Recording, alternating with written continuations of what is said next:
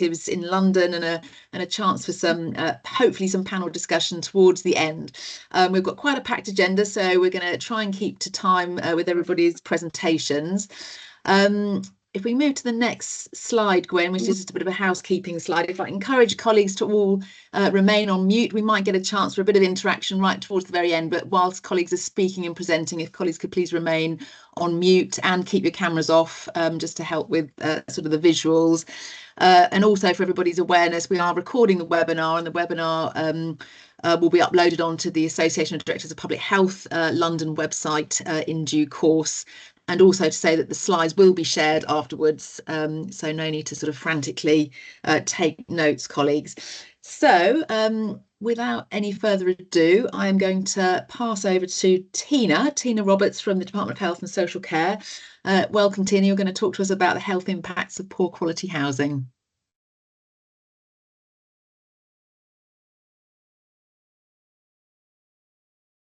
Tina, are you there? I'm so sorry, just taking myself off mute. Don't worry. Thanks, Tina. So good morning, everyone. Good to see you all. So my name is Tina Roberts. I'm a policy advisor in the Department of Health and Social Care, working in the Housing Planning and Environments for Health team, and we work on those wider determinants of health. Also with us today is Debbie Millard, who heads up our team and can also hopefully take part in the panel. So, in terms of the health risks of poor quality housing, so sorry, I can't see my notes actually, but never mind. I'll whoops, sorry, just there's lots of people coming in. Sorry. Yes, so housing is a fundamental building block of health, and it's essential for us to have safe, decent homes throughout our lives. And the health impacts of poor quality housing start at birth and can be enduring. Children are at particular risk of poor quality housing because their organs are still developing. They have a reduced ability to regulate their body systems and their indoor temperature. Of course, throughout the life course, impacts of poor quality housing increase risk of both developing serious chronic conditions and in the severity of those symptoms. Also mental health impacts, and then as we get older, we tend to live with more chronic conditions and disabilities, therefore increasing risk to our health from poor quality housing. And the Building Research Establishment has estimated those wider societal and economic costs of poor quality housing at around 18.5 billion per year. And over $1 billion of that is cost to the NHS in treatment costs. And that's just the cost of treatment in the first year. Obviously, those chronic conditions have got enduring costs to the NHS. Impacts on economic output, and also impact on economic inactivity. In 2021, Shelter found that 17% of workers had been ill or sick in the last 3 years due to their housing problems. We do know that investing in housing does provide a good return on investment. So, for example, the Warm at Home programme found there were £4 of health benefits for every pound spent that was distributed to vulnerable households. And in Wales, the Rapid Response Adaptations Programme found £7.50 in cost savings for the health and social care system for every pound that was distributed to prevent falls and trips in older people at home. So just looking at housing conditions across the country. So these are the latest figures from the English Housing Survey and the National Annual Fuel Poverty stats that were published just yesterday. So as we can see, if we start in the top left-hand corner, 3.8 million households in England are living in a home that fails the decent home standard. And as we can see, there has been an improvement overall, but we're still finding, particularly in the private rented sector, more than 1 in 5 homes failing to meet the decent home standard. And that overall figure of 3.8 million includes 1.5 million children who are living in non-decent homes. Moving across, 1.3 million households are living with damp. Again, we can see that that figure is is unfortunately increasing and is most prevalent in the private rented sector. And these figures are the most conservative estimates, and those are surveyors who are assessing as part of the English Housing Survey, just looking at damp in the main living areas of dwellings. That 1.3 million figure represents around 5%. We know self-reported levels of damp from household members, we're looking at up to 29% of reported damp. 2 million households in England are living with the most serious category 1 hazards, and these represent a risk to life or serious injury. We can see that these have been improving, but again, there are differences across housing tenures, with the highest levels being in the private rented sector. As I mentioned, just published yesterday, most recent fuel poverty statistics, 3.2 million households in England are living in fuel poverty, and this includes 2 million, or it's 1.9 million of the most vulnerable households, and that's children 5 and under, or older adults, and those with existing conditions. And in terms of overheating, more than half the homes in the UK are at risk of overheating currently. So we can see it's very clear that improving housing conditions and reducing fuel poverty is critical to maintaining and improving health. So I'm just going to move on to talk a little bit about the health impacts of particular hazards. So damp and mould, just first of all to note that damp and mould is harmful to everyone, but there are particular groups of people that are more at risk. People with particular existing health conditions, as I mentioned, particularly respiratory conditions, those with weakened immune system, those with disabilities or mobility problems, that means that they can't get out of the home as much, more vulnerable, and of course those with those age vulnerabilities as well. And damp and mould primarily affects the airways and lungs because we're breathing in those mould spores and other irritants. Also can impact skin conditions, eye conditions, and we mustn't ignore the impact on mental health that can be caused just from the stress of knowing that you're living in an unhealthy environment, just from the smell that pervades everything, social isolation, people don't want to invite people back to their homes, destruction of personal property, and then the stress when you report it and you're either blamed for it or there are delays in addressing that. Some other stats here: children 50% more likely to experience asthma or wheezing, 10 to 15% of new cases of childhood asthma. And then our colleagues in the UK Health Security Agency did a study just before we jointly published the National Guidance on Understanding and Addressing Health Risks of Damp and Mould. They found 5,000 cases of asthma, 8,500 cases of lower respiratory infections, so that's flu, pneumonia, and 1 to 2% of hay fever in adults and children associated with damp and mould. Going to move on to next. So looking at cold, excess cold. So again, excess cold is harmful to everyone, but there are particular groups of people who are more vulnerable. So again, those with major conditions, particularly cardiovascular and respiratory, people with mental health conditions, and again, people with age vulnerabilities. And we know from the evidence that 18 degrees Celsius is that threshold below which we start to see those health impacts. The most severe, of course, is a cold-related death. But again, heightened risk of developing and of the severity of major diseases. And the BRE is again undertaken cost impacts.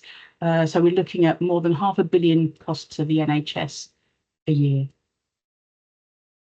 Other housing hazards, trips and falls. This is the most common category 1 hazard. It has huge health impacts, causes great distress, pain, injury. Of course, most extreme is death, and particularly is an issue faced by older people in England. And again, in terms of cost of the NHS, we're looking at nearing £500 million. Other hazards, overcrowding carries increased risk of injury, respiratory disease and spread of infections. It impacts children's development and also their ability to do their homework, with impacts on school attainment, education attainment. Also looking at overheating, and the threshold there is at 25 degrees Celsius and above, we start to see those health impacts. Babies and young children are at high risk because they don't sweat as much. Their bodies can't keep cool. And also adults with particular health conditions. Also indoor air pollution, internal sources just from daily living tasks such as cleaning, cooking and doing the laundry. And so for this reason, adequate ventilation is hugely important. So just moving on to the government action. So the government's health mission is to build a health system or an NHS that is fit for the future, and also aiming to create a fairer Britain where everyone lives longer.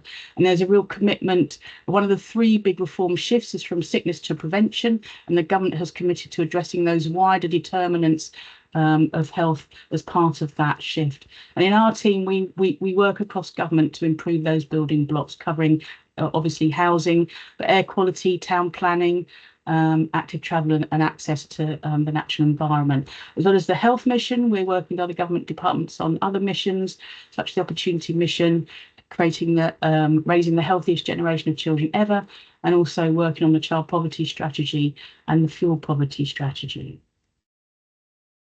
And then just a bit about the Housing Health Programme in the department.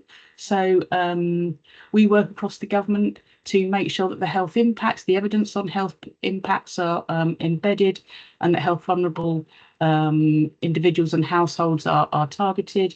But it falls into four main areas. So improving housing standards, reducing fuel poverty and improving energy efficiency, building the evidence base on housing and health, and building local and national capability. So Luke will be speaking more on this, but we've been working closely with him and other colleagues over in MHCLG.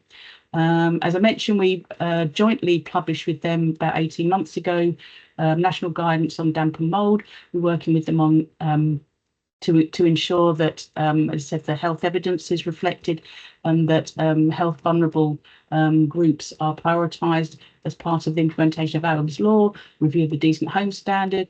We're also working with other teams on a Healthy Homes pilot programme with local authorities, and this is looking at what effective enforcement in damp and mould looks like.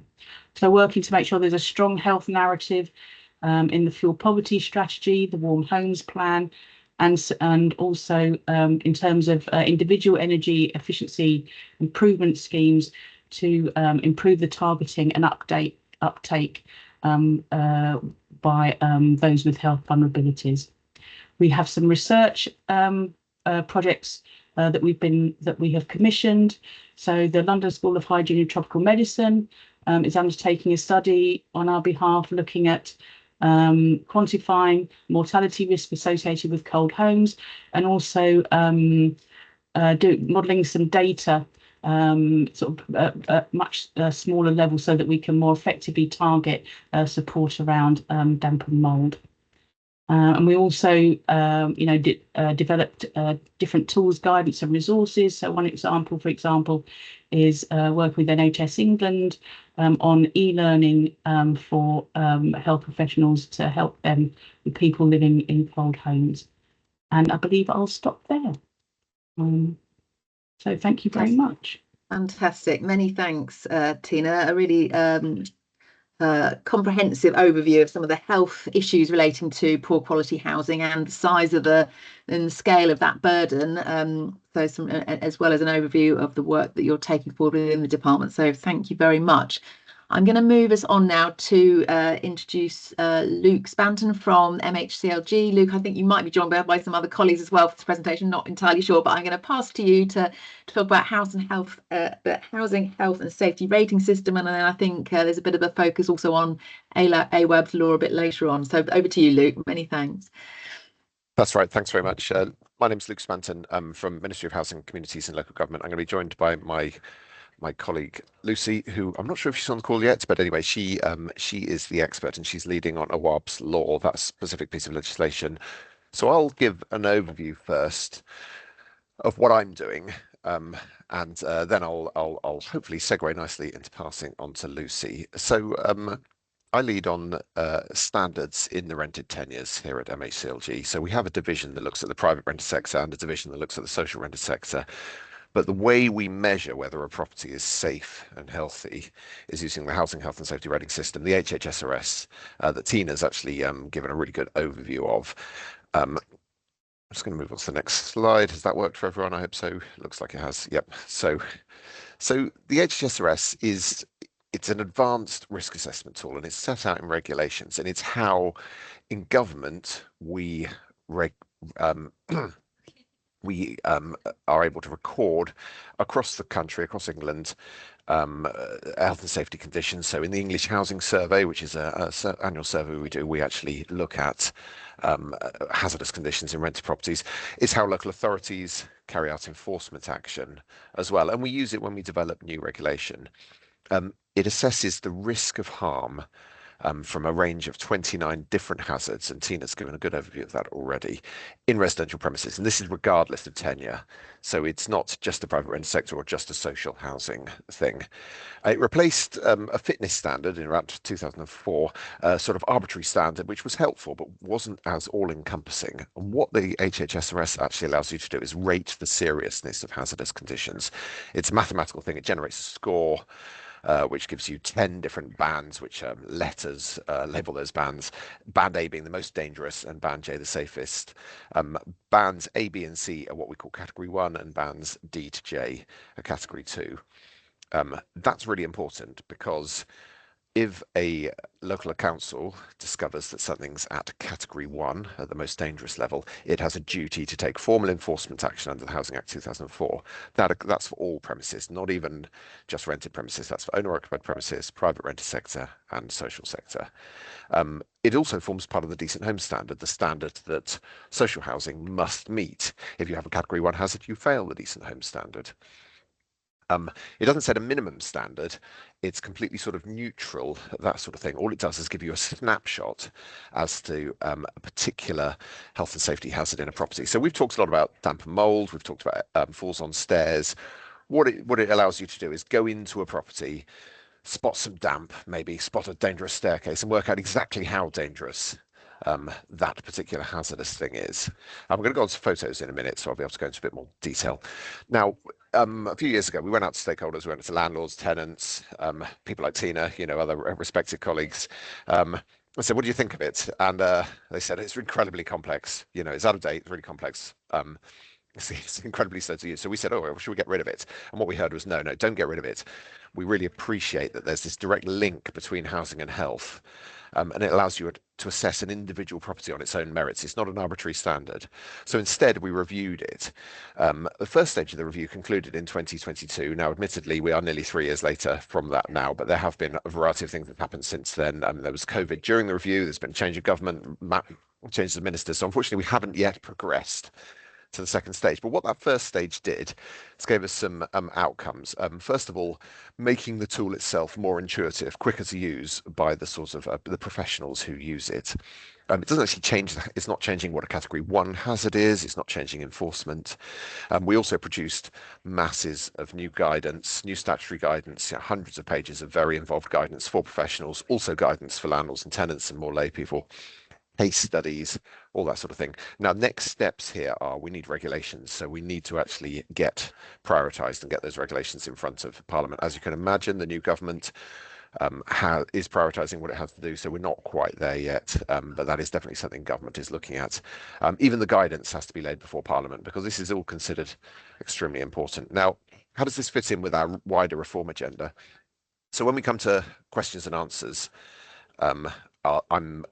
myself and Lucy will probably be able to answer to a high level questions about wider housing reform, bearing in mind that our particular areas of speciality is OHID law for Lucy and the HHSRS for me. But I'll give a quick overview of how this fits into our reform agenda. So, following the death of the toddler Awab Ishak, the coroner did actually say, the coroner in Manchester said she felt the HHSRS and the Decent Home Standard did not sufficiently address damp and mould.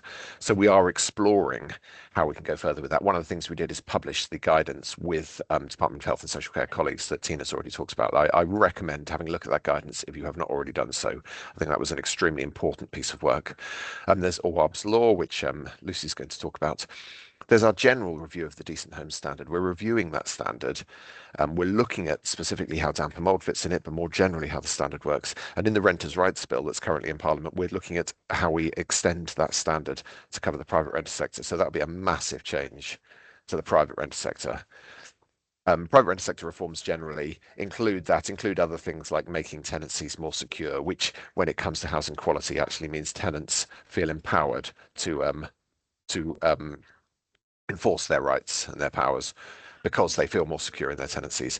We're also looking at minimum energy efficiency standards in both tenures, and a property is more energy efficient, a property is free from excess cold hazards, it's free from damp and mold. So there's big overlaps there. Wider MHCLG work around building remediation, you know, still trying to get cladding off these taller buildings. And of course, there's big overlaps with the HHSRS there. And we have other regulations on the cards, you know, we're looking at electrical safety and social housing, etc. Now, I think I'm going to pass over to, because I think I've already spoken for 5 minutes. So I think I probably had better pass over to Lucy. I have got some photographs here, which we can go through later on. But instead of looking at the photos, I will pass over to Lucy. Are you there, Lucy? I am. Thanks, Luke. I'll forward through my photos. Luke, I might need you to do some next slide, please. No problem at all. Chris Whitty style stuff. But yeah, thanks everyone. So I'm Lucy Hancock, so I head up the redress team in MHCLG, so work closely with Luke. I just wanted to give a quick overview of where we are on OHID's law, and I'm very happy to answer questions at the end. So we're very close to implementing it now. As Luke said, the impetus for the law comes after the death of our Bishak, who died in his social home from damp and mould in December 2020. There was in the coroner's report an amendment to the social housing regulation bill in February 2023, a consultation under the previous government, and now under this government, we're looking at introducing the regulations. The Deputy Prime Minister made a statement at the beginning of February on timing, confirming that the first stage of the regulations, and I'll come on to the phased approach in a minute, will be in place from October 2025. Luke, can I ask from next slide, please? So a very quick run through. OHID's law is basically around addressing specific hazards which address specific people. So the HHSRS is more of a more general assessment approach. We've also got the Decent Home Standard and other reforms that are around improving standards overall. OHID's law, hopefully, once all these regulations in bed, will be a bit of a backstop. So if you're a tenant with a specific issue that's specifically affecting you, it's a way of getting your landlord to take action. So what we'll require for most hazards is when a tenant rings up and says that there is a significant risk to their health, the landlord will have 2 weeks to investigate, a week to make the hazard safe, and then they'll need to deal with the underlying issues as well. The other thing that we're requiring is a written summary of what they found. So we're really about encouraging this culture change where landlords, and a lot of good landlords are doing it already, particularly, it's required under the consumer standards, but really emphasising that this is about putting the person first. So does this hazard specifically impact them? What can we do to improve their specific circumstances? And then give them this written summary and keep the communication going, so the tenant really feels like their concerns have been addressed. If not under OHID's law, then they'll be redressed through the courts. So the regulations basically imply or add terms into social housing leases, so the tenant will be able to take their landlord to court, but there'll also be other routes which may well end up being cheaper or faster, including going through social landlords complaint processes and raising formal complaints with the Housing Ombudsman as well. I've got 2 minutes left. Luke, can I have my final slide, please? I'll very quickly touch on timings. So as I say, the regulations will come into force from October for damp and mould and any emergency hazards.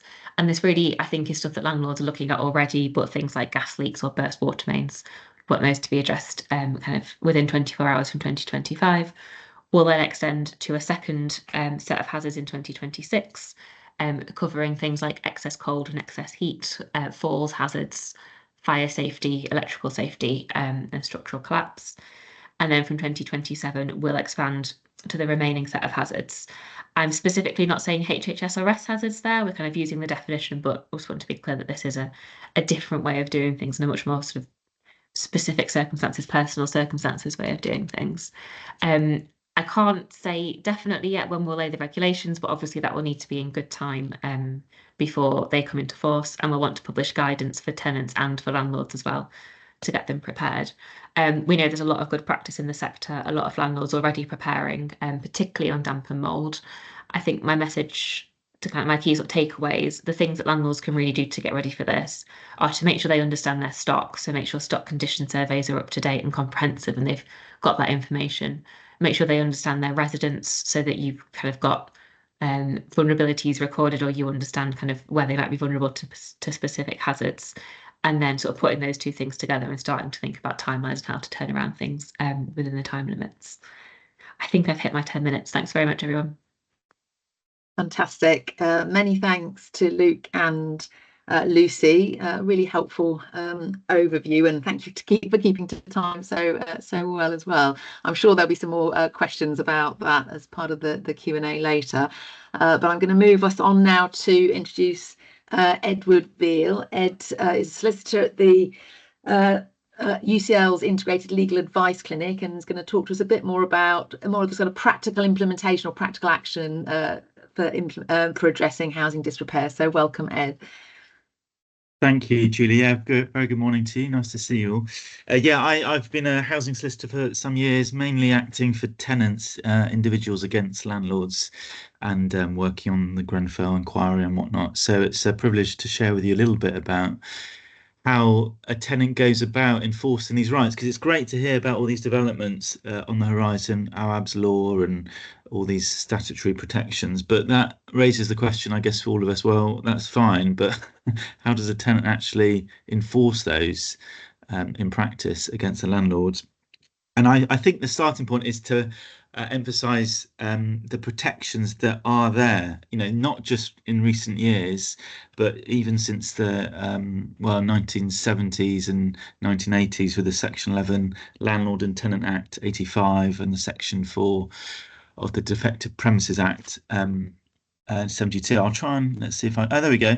Yeah, so you can just see that on the left in red there, a couple of bits of legislation. You'll get copies of these slides, obviously, but that's the sort of starting point historically about the rights of tenants, and whether you're in the social housing sector or private rented sector, those rights are there to be enforced. And the first step for a tenant, of course, is to notify the landlord about the disrepair. A landlord will generally only be liable from the moment that they're given notice. So it's good to have, ideally written, but phone notice given of the disrepair, because then from that date the clock starts ticking really from the date of the liability of the landlord begins. And obviously, in response, one would hope the landlord would take action, but invariably, for various reasons, they won't. Then it'll be appropriate perhaps to lodge a stage 1 complaint or whatever the internal policy is of that landlord, and see how that goes. But invariably, again, that's a pretty long, drawn-out process, and so there's nothing to stop a tenant contacting a solicitor to begin to enforce their rights. Now, to access legal help like that, as you'll know, housing solicitors are going down by the week, sadly, under legal aid, that is particularly. But legal aid is still available for people who are eligible and where there's a risk of health due to the disrepair. So even at these early stages, even before any litigation is even threatened, the more evidence one can garner to support the impact of the disrepair upon a family, the better. And that's where you as medical professionals can be so helpful here in setting out in writing the link or possible link, whether that's causation or exacerbation of health conditions arising from the disrepair. And we can talk law more perhaps later if there's time about what would be effective for you in your medical letters, but being as direct and specific and as clear a link as you can between the housing and the healthcare would be so helpful, because not only does that help with getting legal aid, but it also helps in due course with bringing a claim against the landlord in court, and will contribute to compensation that the patient, the tenant, can get. But anyway, supposing you've met with the solicitor, and whether they take on the case under legal aid or under conditional fee agreement, which is a bit like a no-win, no-fee, the individual or the solicitor will then send a letter of claim to the landlord, and that just simply sets out the history of the defects, the problems, the impact, what notice was given, the health and lifestyle impacts upon the family. And it gives them an opportunity to respond. They're meant to respond within 20 working days. And then this is at the bottom now, the steps there in red. But in that letter, one also proposes that an expert surveyor generally is appointed by both sides, who's meant to be independent and representing well, both parties, in the sense that they're just kind of trying to get to the facts of what causes the disrepair or the damp, and they do a report with recommendations and a schedule of works, and it might well reveal liability and whatnot in that report. You can also get other sorts of reports, as you know, one could get a medical report done further down the line in terms of impact.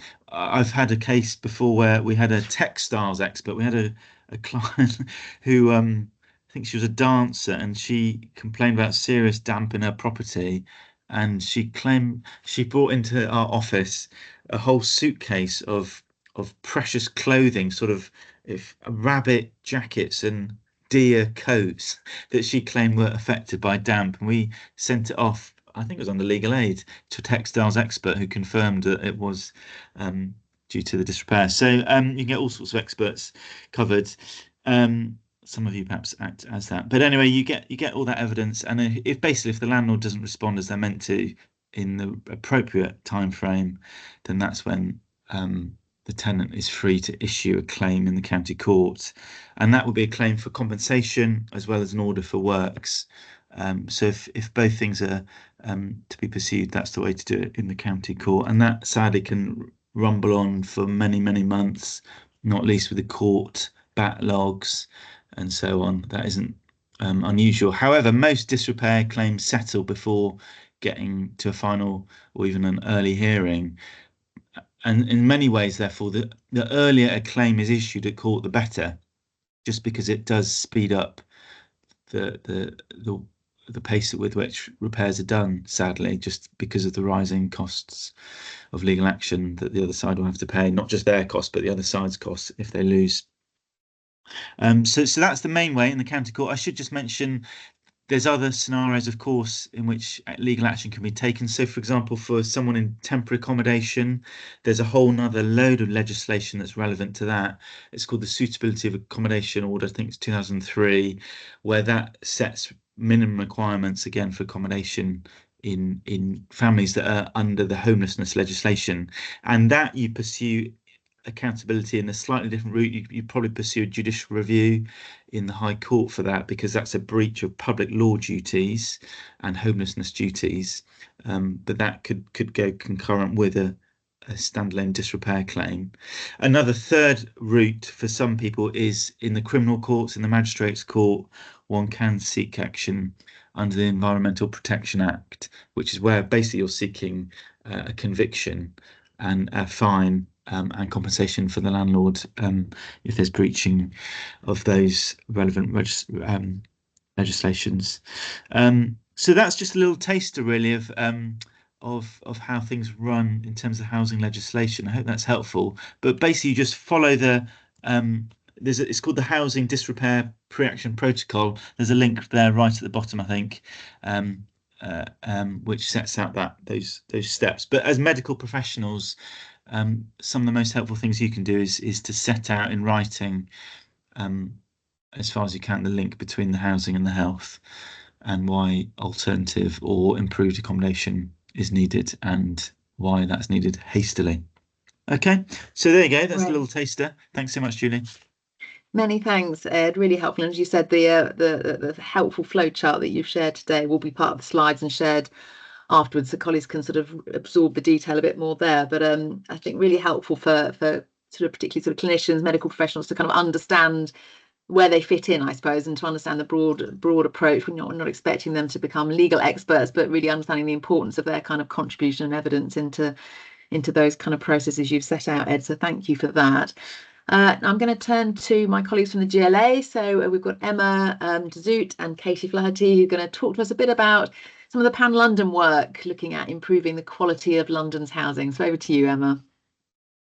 Thanks so much, Julie. I'm going to kick us off, and then Katie is going to talk really the most important bit about the London tools available. I'm just going to do a tiny bit of scene setting around the particular issues that London faces in terms of housing conditions and its implication for health. So what I'm going to do is, I've got a couple of slides here. I'm not actually going to talk in detail about these because I think really this has been covered quite a bit. In terms of the impact of poor condition in housing on health overall. So I'm going to flick through some of these quite quickly. The one thing I would say, and it's flagged in the previous slides, there are a couple of dimensions here that London sees very particularly. So if we look at who is impacted by poor quality housing, in fact, it's on the previous slide. Let me just flick back. It's on the previous slide. In terms of that bit in the middle, there is a very strong ethnic dimension here. And so you can particularly see that, for example, Asian groups are more likely to live in overcrowded housing, and you can see that Black Londoners are particularly likely to be in poor quality housing generally, and certainly in damp and mould homes. There is a GLA kind of more detailed GLA research note that's linked here, but there is the way this falls in terms of health inequalities is a very strong ethnic dimension in London.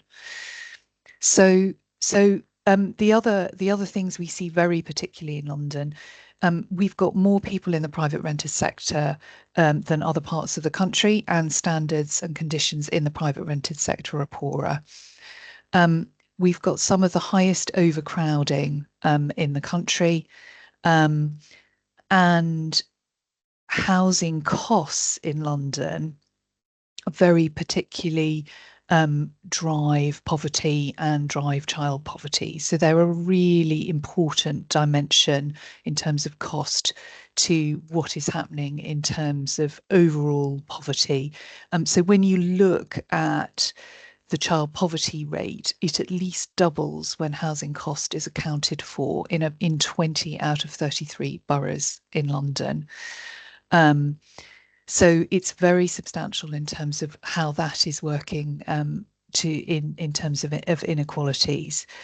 And then the other thing that this particular slide flags is that in terms of cold homes, and you can see that poverty is then intersecting with who can afford to heat their home in terms of cold homes, but also London is an urban heat island, and so in terms of who is impacted in extreme heat, and we see this more and more with climate change impacts, housing and people and the impact of that heat on individuals is a real issue in London, given the urban heat island that we experience.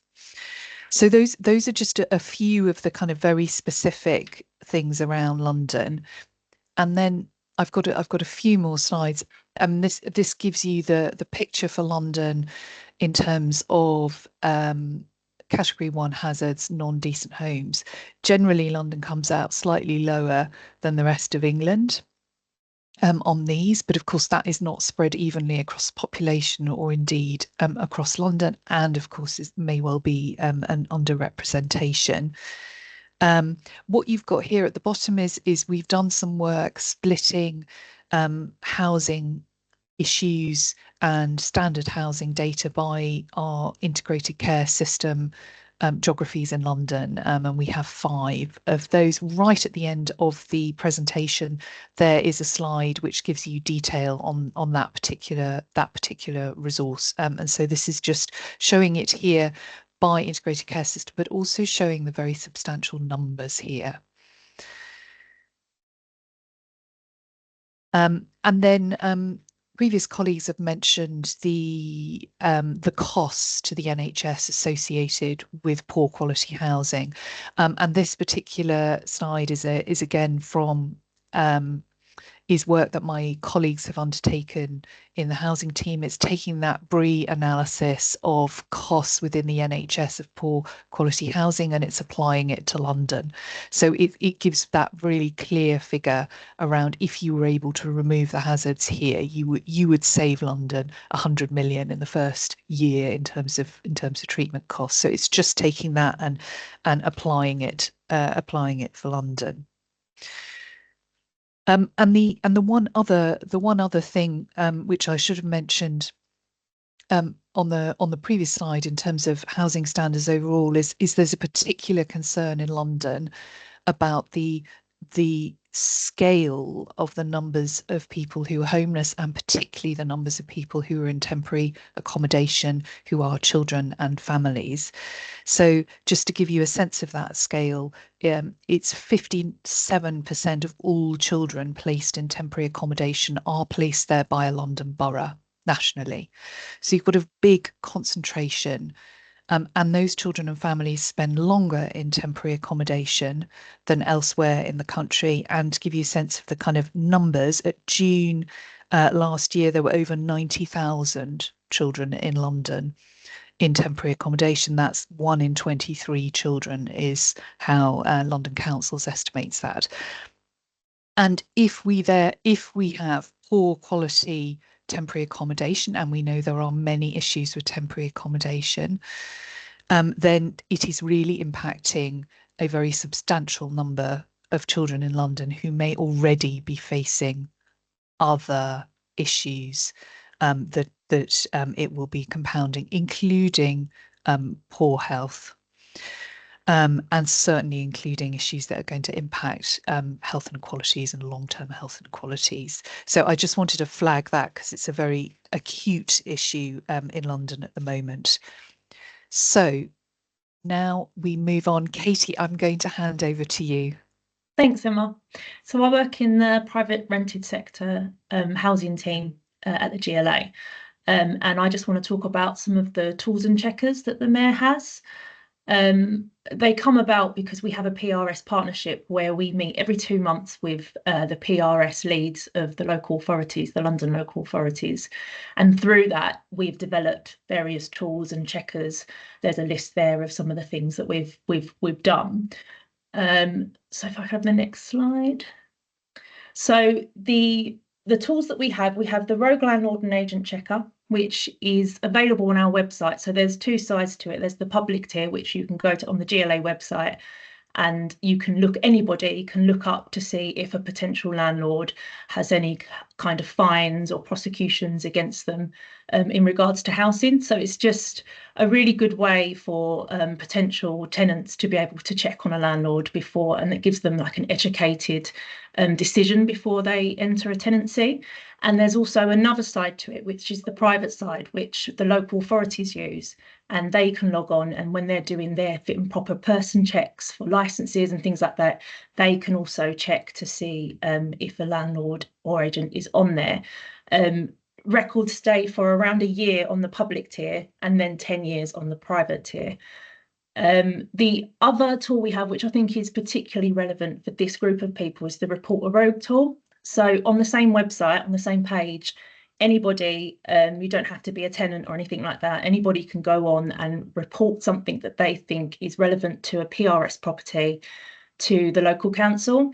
So obviously tenants use it, but also we have police officers that use it and social workers and things like that. So if a medical professional feels that there's something like damp and mold, for example, in someone's property that they think is affecting someone's health, they can even go on and use this tool. And it's really simple and quick. They just go on, they put in the postcode of the address, and then it will then automatically put whatever report they make to that borough and to the PRS team. So it's just a real streamlined way for people to be able to make reports about a PRS property, or they might not even know it's a PRS property, but by reporting it, they'll be able to say, I don't know if this is a PRS property, but this property has got issues that are concerning.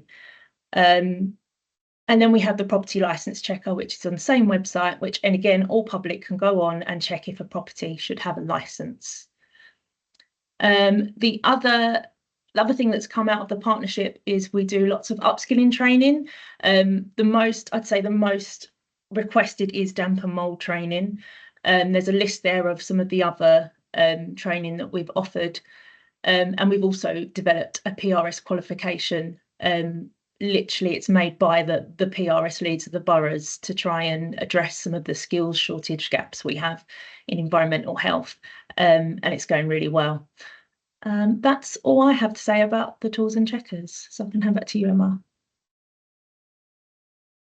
Thanks, Katie. And this is the ICS profiles link I mentioned earlier. Julie, that's all from us. Fantastic. Many thanks, Emma. Thank you, Katie. Really helpful sort of overview of sort of London's sort of landscape and some of the key issues that we face regionally, but also over the practical tools and resources, Katie. So thank you for that. So, colleagues, we're come to the end of the sort of inputs and presentations, and we've got a chance for a bit of panel discussion now, about 12 minutes or so. We have had a few questions sent in advance, and I'll perhaps kick off with some of those. But if colleagues have got some questions that they would like to pose, please do post them in the chat, and we'll see if we can take some of those. But I'm going to start off just by sort of and I know when we previously run a webinar such as this, we often get the sort of question coming in from health professionals about sort of feeling sort of hard to navigate and understand processes, I guess. So we've had a sort of question about, seeing a child and a family in clinic where the child has got asthma. They know that it is either being caused or certainly exacerbated by their housing conditions, and that they're not seeing any remedial action being taken. What's the sort of advice that you would give to that health professional, working on the front line? What would they do to kind of address those issues? Lucy, you've got your hand up. Come on in. Thanks. Yeah, I wanted to take an opportunity to plug one of our comms campaigns. So if you Google Make Things Right, we're running a campaign basically encouraging tenants in the social sector, at least, to exercise their rights, whether that's complaining to a landlord, complaining to the ombudsman, or ultimately when it comes into force using a OHID law. So that is quite a good place to direct tenants to on the social side. And we've got kind of resources for landlords and tenants, and sort of multiple translated and easy read accessible versions too. The other thing I wanted to flag under a OHID law when it comes in is there won't be a requirement to provide evidence, but landlords will need to take into account any evidence from GPs or other health professionals. So if there's kind of referrals that you want to make or kind of evidence that you want to give, that will need to be taken into account. Thanks, Ray, for putting it in the chat. Brilliant. Thanks, Lucy. That's really helpful. Luke? Hi, yes, and I wanted to say, and I'm sure everyone's aware of this. Seeing as I used to work in local authorities, I used to be an environmental health officer, and then later on lead teams managing death repair in the private rented sector. And I'd say always flag things to the local council. It's completely possible to do things side by side. You don't have to wait necessarily until a tenant has spoken to their landlord, private or social, before alerting the local council. There are plenty of reasons why a tenant might want to go to the council first. So I'd say always speak to the local council. I'm aware that the local council might be restricted in capacity and capability, but definitely worth speaking to them first. And then the second thing is things like the Homes Fitness for Human Habitation Acts, the Landlord and Tenant Act 1985, which do allow tenant-led powers and were discussed in a bit of detail earlier on. I completely understand why they seem intimidating to a lot of people. Have a look at the guidance on our website. I'll put a link in the chat, and suggest that tenants do take their own action if possible. I can completely understand the barriers there, but it is actually a much more accessible system than might initially be seen. Brilliant. Thanks, Luke. Very helpful. Katie, let's come to you. Oh, you're on mute, I think, Katie. Mine's just backing up what Luke has just said, and I've put in the chat the Report a Rogue tool that I was talking about, because that's just such an easy way for, if it's a private rented sector property, for someone to report it. So they can even just tell that person about that tool and let them know what it is. And from the council, they can know their rights. They can find out a lot more information that they won't necessarily have right now. Yeah, that's great. Thanks, Katie. Let's bring you in, Ed. Thank you. Yeah, I think obviously with my legal hat on, I'd also add, because they're in temporary accommodation, the homelessness legislation is top of the list really in terms of duties. So I'd urge the family to get legal advice and assistance and maybe representation, whether that's through a law centre or a CAB or instructing a firm. Again, they might well be eligible for legal aid. And the reason for that is because the law can get quite complicated and different departments will have different emphases. So the housing department will have their duties under homelessness law to provide accommodation that's suitable, but equally the children's and social services department will have a duty to ensure that the welfare of the children is protected. In fact, this might not be popular, but I was at a barrister's event yesterday and they were saying the more you can get different departments in a local authority not so much competing but seeing the conflict, as it were, between them, the stronger the legal case you have, because you see one department is overlooking another department's area, or they think the other one's dealing with it. And so it's really important for a whole holistic package to be dealt with legally, and that's why I'd urge legal advice to be taken really. Yeah. Great, thanks, Luke. Ed, yeah, very helpful. Tina. Or Tina, are you on mute? Yeah, there you go. Hi. Yeah, just wanted to flag that's a great tool that our London region colleagues, so Shelley, who's facilitating the call, she's been the project manager for this, but it's London Damp and Mould Checklist, and that is to help health and care professionals in London to, well, one, to help them sort of understand or identify who's vulnerable from damp and mould, and they've got some really helpful template letters, for example, for writing to the landlord, for referring into the local housing team.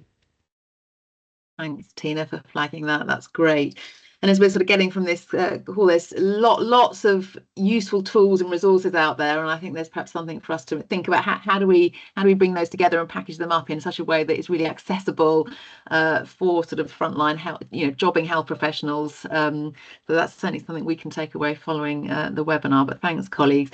I'm going to move us on to another question, a bit around fuel poverty. So this is one we'd had in advance. Fuel poverty leading to damp and mould. Particularly where the tenant or the occupant is using their heating very frugally or not at all. What any sort of thoughts about how to sort of address this situation? Where does the actual responsibility for action lie? Anybody got any thoughts on that question around fuel poverty, Luke?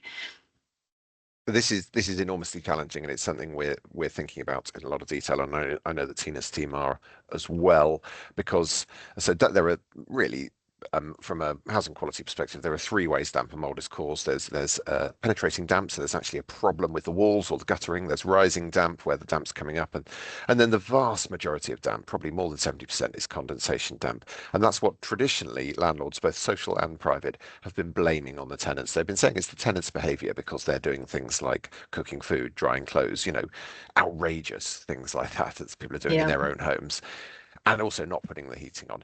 So I would say the first thing to do is point them to our guidance that we put in the chat there, because we did actually consider this. And the guidance comes from the perspective that there is an issue with the property. The property isn't functioning properly. If a tenant cannot afford to heat that property and ventilate it, then I would say, from a sort of originally a sort of building safety professional perspective, there's actually an issue with that property. The guidance does say how landlords and tenants can work together, but it also makes it absolutely clear that it's not the tenant's fault, that it's the property's issue there as well. The Housing Ombudsman has been very clear on this issue as well. I know there's other stuff around minimum energy efficiency standards that we're bringing in the future, which will hopefully address that. And there's other areas that I'm not an expert on, but that's very much my perspective on this. I hope someone else is going to come in to try and plug the big gaps that I've left in that answer. Thank you, Lou. Well, I think that was a really helpful answer, and highlighting that it's a really challenging issue. Emma. Thanks, Julie. Both Katie and I have put a couple of resources in the chat. So there are the big government retrofit programs that are aimed to try to make changes to homes, and many of them in London have low uptake. And it's one of the reasons Warmer Homes London has been launched. But for professionals who want to link a patient they might have in front of them to a service or to an assessment, I've put the Shine London link in there. That's you can refer in, and there's telephone support, but there's also various other interventions and routes into some of those retrofit programs. So it was just to flag those two London resources, and I think there will be further work through boroughs, particularly working with Warmer Homes London, in terms of trying to improve the uptake and indeed the access to those home improvement retrofit programs. Thanks, Emma. Very useful. Katie. I just wanted to add that I think a lot of the problem around the uptake is that a lot of people don't realise that tenants can apply for it for their private rented sector homes. So definitely worth pointing that out to anyone that's in a private rented sector property, that they can actually apply for it. Thank you, Katie. Yeah, very helpful. Colleagues, I'm going to just try and squeeze in one final question, which is a slightly more sort of strategic question from Chris Kirkpatrick, one of our colleagues at NHS England, and just welcome any reflections from the panel on how the NHS can work better with local authorities on housing and health issues, especially for children and young people. Emma, you highlighted so kind of sort of shockingly and starkly the sort of impact on children and young people in London, given what we know about TA and the quality of housing conditions, for example. So any thoughts and reflections about how do we get that better joined up working across the NHS and local government with respect to health and housing issues? Luke.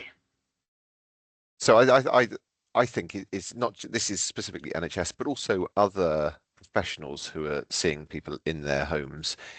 I'm not expecting people to go out and do the HHSRS qualification, but as someone, a healthcare professional who goes out to someone's home, then keeping an eye open for hazardous conditions. And it's partly our fault because we introduce things and then we give them complicated names like the HHSRS, and there's a real barrier there. But a chief exec of a housing association recently talked to us about what she called the NAN test. So she's like, you don't need to do an assessment. Would you be happy with your grandmother living in that property? And of course, if there's serious damp and mold or a steep staircase, all that sort of thing.